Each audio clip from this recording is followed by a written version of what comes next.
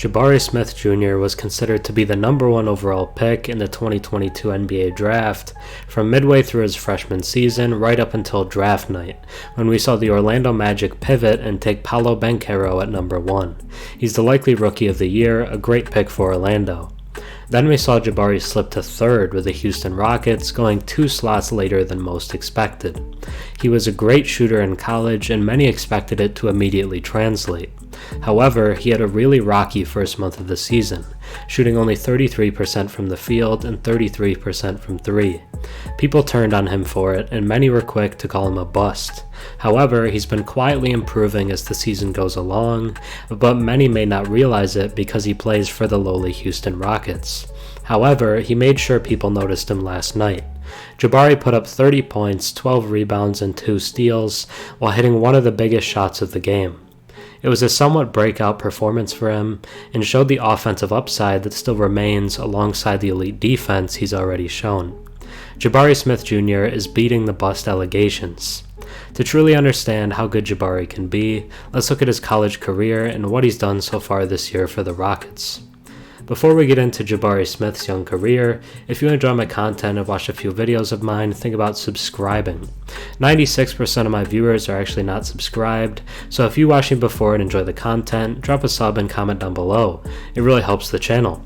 The Houston Rockets selected Jabari Smith Jr. with the 3rd pick in the 2022 NBA draft, making their 2nd straight top 3 selection, going with Jalen Green the year prior. However, for most of the process, Smith was considered the top prospect. But what made him the top guy? He had elite shot making at 6'10", shooting 42% from 3 on 5.5 attempts per game. It's just not a level of shooting that you see from guys that big, especially in a conference as tough defensively as the SEC.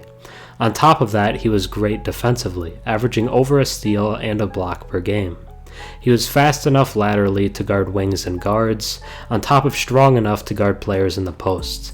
He was truly switchable 1 through 5, and a true chess piece that elite defenses need. He got comparisons to Chris Bosh and Rashard Lewis, both smooth offensive forwards with multiple All-Star appearances. However, I think what ended up causing him to fall to 3 is that many saw him as a catch-and-shoot guy, but not necessarily someone who can create their own shot, so seemingly the offensive upside wasn't as high as either Paolo or Chet Holmgren. With all that being said, let's get into his rookie season so far. Let's start with October because it was kind of rocky for Jabari out of the gates. The baseline numbers weren't spectacular, but they weren't bad either. 12 points, 6 rebounds, and over a block per game. All numbers you're happy to see from a rookie in month number 1.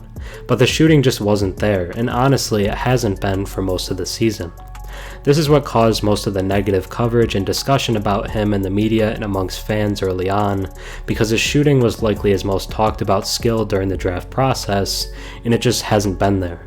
In October, he shot 32.6% from the field on 12 attempts, which is abysmal, and 33.3% from 3 on over 6 attempts. That's not as bad, he'd be hitting 2 threes a game, but it still wasn't good either. He saw some uptick in November, raising those efficiencies to 37% from the field and 35% from 3. However, the first noticeable jump came in December, and I want to talk about that month in more detail. In 15 games in the month of December, Jabari averaged 13 points, 7 rebounds, and about 1 assist, block, and steal per game. It was his most productive month yet, and on top of that, we saw some great signs with his efficiency. The 3-point percentage went down to 32.1, the lowest yet, but that's not really the point here. He raised his field goal percentage to 43.4%, easily the highest, which is reaching the range of a solid NBA player. It's not above the elite 50% level, but it's good nonetheless. He was finally starting to turn it around and looked like a really solid player, but then we hit what I'm going to call his efficiency winter, where he seemed to become really cold, especially from 3 for both January and February. The field goal percentage numbers actually kind of weathered the storm considering what he shot from 3, going 38% and 37% from the field in the 2 months respectively. Not great, but could have been much worse. For the 2 months, he shot a respective 17% and 25% from 3 on over 4 attempts per game in both months, meaning he wasn't even hitting a 3 per game. It was rough. However, February might have been his best month yet in terms of traditional statistics, going for 12 points, 7.5 rebounds, 2 assists, and a block per game. It was a rough 2-month stretch, but he's come out of it really hot. All of that leads us to the start of March, which has easily been the best we've seen from Jabari so far. He's averaging 14 points, 6 rebounds, an assist, and a steal per game. But the most impressive part is his efficiency, as it looks like his famed shooting is finally coming around. In this 5-game sample, he's shooting 50% from the field, 42% from 3, and 80% from the free throw line, coming close to the lauded 50-40-90 mark of super elite efficiency. I've been really impressed with what I've seen from him as of late, and this stretch could give him the confidence to have a very strong finish to his rookie season, maybe even making a push for all-rookie first team. He had a statement performance last night, scoring 30 points, grabbing 12 rebounds, and 2 steals as well.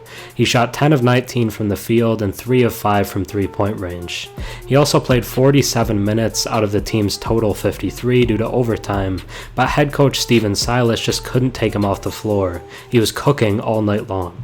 Jabari Smith Jr. has been criticized and prematurely called a bust from a good chunk of his rookie season, after going 3rd overall to the Rockets. He was thought of as an elite shooter and defender at 6'10" when drafted, drawing comparisons to Chris Bosh. He's lived up to that on the defensive end, being a solid defensive player as a rookie when most rookies struggle on that end. However, he's struggled mightily with his efficiency, shooting 35% or lower on 3 for each of the first 5 months of this season. However, he's really turned it on as of late, shooting 50% from the field and 42% from 3 in March so far, capped off by a 30-12 performance last night. I would say Alperen Sengun has the brightest future on the Rockets, but I could see an argument for Jabari at 2. Although I do like Jalen Green more than a lot of people seem to. He gets a lot of hate, and I just don't think that's fair.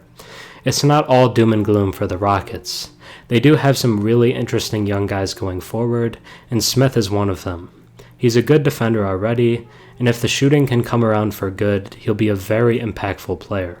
He's not a bust, and he's already beaten those accusations. He's proving the doubters wrong with his play as of late.